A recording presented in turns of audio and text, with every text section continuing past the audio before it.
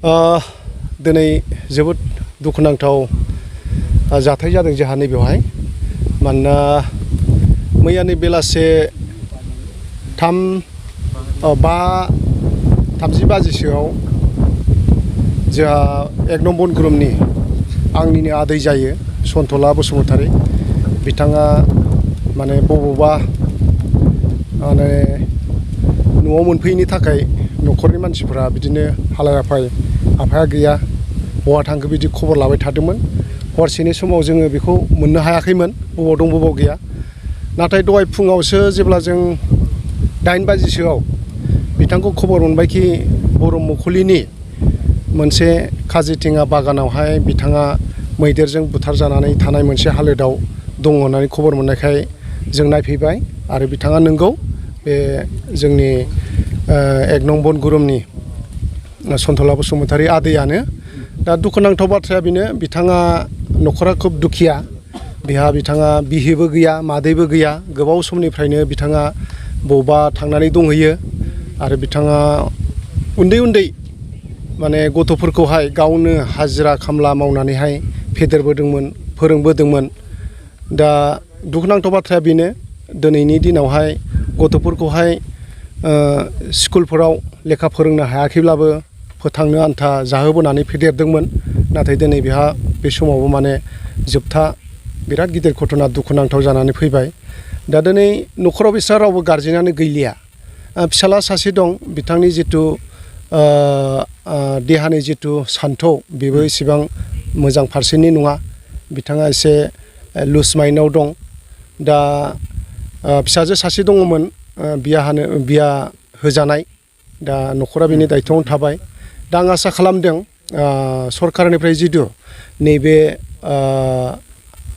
मैदेरफोरजों बुथारजानायफ्रा जिथु सरकारनिफ्राय जिथु अनसुंथाइ मोनो बेखौहाय गोख्रैनो जोङो गामिनि रायजो राजाजों लोगोसे माब्रै मावोब्ला जों थाब मोननो हायो नैबे प्रसेसखौ जों मावनानै होनायखौ जों बेबस्था लागोन। आरो न'खरनि माखासे जिथु गारजेन गैयै माबायदि जिउ खुंगोन माबायदि जिउ खुंनाङा न'खरफोरखौ आरो मावबोनांगौ खामानिफोरखौ माबोरै मावबोनांगोन आरो उन्दै उन्दै गथ'फोर दंबायो बिसोरनि थाखाय जों निस्सय गामिनि रायजो राजाजों आल'सना खालामनायनि गेजेरजों माखासे थिरांथाखौ जों लानो हागोन। बेखौहाय दहाय फुंनि समावहाय बिथाङा बेवहाय बनगुरुमनिफ्राय बर'मखलियाव बिदि मैदेरजों बुथारजानायखौ माबोरै बेखौहाय बुथारजाफैखो बेखौ तदन्थ लानायाव बेखौ मिथिनो मोनबायखि बिथाङा गोदोनिफ्रायनो माने हाजिरा खामला मावथिंबायो। हाजिरा खामला मावथिंबायनानै माने बिदिनो बबेबाफोर हाजिरा मावनोबो फैदोंमोन खोमा जायनि जाउनाव बर'मखलि ओनसोलाव बेहा बाहाय बाहागिबो बहुद दङ लोगोफोरबो दङ बेयाव फैदोंमोन खोमा एक्जेक्टलि माबाखौथ' मिथिला जों दायो। बिथाङा बिदिनो थांफिननाय समाव आंनि आन्दाजाव बिथाङा बेवहाय नारेंफोर खानो फैदोंमोनदां आरो बिथिं हाग्रायाव मैदेरा दंमोन खोमा बेवहायनो होसोनानै हमनानै बेखौ बुथारबाय। बेबायदि जोङो दा जिथु नुथायफोर बेखौ जों हमनानै लादों आरो दा मेन माब्रैहाय बुथार जाथारखो बेखौथ' रावबो नुवाखिसै गोमानानै थाबाय जों फुङाव थैनानै थाखांनायनि उनावसो मिथिबाय। दा बेबायदि दा जों हमनानै लादों आरो बेखौहाय माने नारें खानो थांनायाव बिथांखौहाय मैदेरा होसोनानै हमनानै बुथारनानै गालांबाय जों बेखौ बुजिनो हायो दायो। এটা বৰ দুখৰ বিষয় আজি সন্তলা বসুমতাৰী যে আমাৰ মাজত নাই এইটো অকল এইটোৱেই নহয় আমি আজি এনেকুৱা সন্তলা বসুমতাৰী বহুত হেৰুৱাইছোঁ বনৰীয়া হাতীৰ আক্ৰমণত। গতিকে মই বিভাগীয় কৰ্তৃপক্ষক টানি অনুৰোধ জনাওঁ যে বহুত ঠাইত তেনেকুৱা প্ৰটেকশ্যন দিয়াৰ ব্যৱস্থা দেখা পাইছোঁ সেইবিলাক ৰাইজে এতিয়া উপকৃতও হৈছে কিন্তু আমাৰ এইবিলাক এলেকাত সেই ব্যৱস্থা নথকাৰ কাৰণে আমি ইয়াতে বছৰে বছৰে আমাৰ খেতিয়ক ৰাইজে জীৱন বলিদান দিব লগা হৈছে বনৰীয়া হাতীৰ আগত। গতিকে মই বিশেষকৈ আৰু বহলাই নকওঁ চৰকাৰে আমাক এই প্ৰটেকশ্যনৰ ব্যৱস্থাটো কৰি দিয়ক বা টাৱাৰ লাইন দিয়ে না কিবা সোলাৰ লাইন দিয়ে কি দিয়ে মুঠতে এইটো অতি শীঘ্ৰে কৰি দিলে আমাৰ খেতিয়ক ৰাইজে নিজৰ জীৱনটোও ৰক্ষা পাব লগতে খেতি বাতিও ৰক্ষা কৰিব পাৰিব।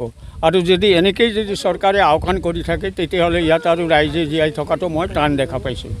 কাৰণ হাতীৰ যিটো আক্ৰমণ দলে বলে ওলাই আহি গোটেই ৰাতিটো গাঁৱে ভূঞে ঘৰ ভাঙি নানা ৰকম এইবিলাক আজি বহুত দিনৰ পৰা হৈ আছে। গতিকে দুখীয়া ৰাইজে জুৰুলা হৈ আছে। এই ব্যৱস্থাটো মই চৰকাৰক টানি অনুৰোধ কৰিছোঁ যে অতি শীঘ্ৰে প্ৰটেকশ্যনৰ ব্যৱস্থাটো হ'ব লাগে।